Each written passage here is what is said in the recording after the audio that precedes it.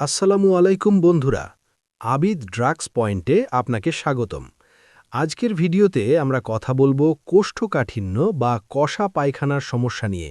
এটা অনেকেরই সমস্যা, পেট ভরা ভরা লাগে, মল ত্যাগ হয় না। কিন্তু চিন্তা নেই, আপনার ঘরেই আছে সহজ উপায় যা ওষুধ ছাড়াই আপনার সমস্যার সমাধান করতে পারে। চলুন বিস্তারিত জেনে নেই। প্রথম উপায়টি হল প্রচুর পরিমাণে পানি পান করা।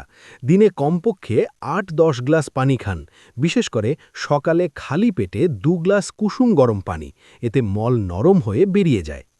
দ্বিতীয়ত, লেবু পানি। ১ গ্লাস পানিতে ১ লেবুর রস ও চিমটি লবণ মিশিয়ে সকালে খান। লেবুতে থাকা সাইট্রিক অ্যাসিড অন্ত্র পরিষ্কার করে। তৃতীয়ত, ফাইবারযুক্ত খাবার। রোজ সকালে পেঁপে, বেল বা ইসবগুল খান।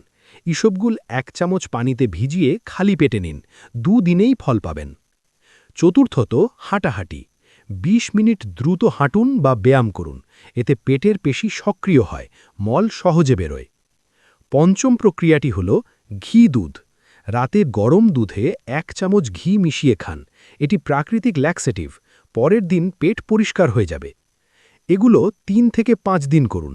যদি রক্ত আসে বা পেটে প্রচণ্ড ব্যথা হয় তাহলে ডাক্তার দেখান। অতিরিক্ত চা কফি পান করা থেকে বিরত থাকুন। বন্ধুরা, এই টিপসগুলা কতটা কাজ করেছে কমেন্টে জানান। লাইক দিন, শেয়ার করুন এবং সাবস্ক্রাইব করতে ভুলবেন না।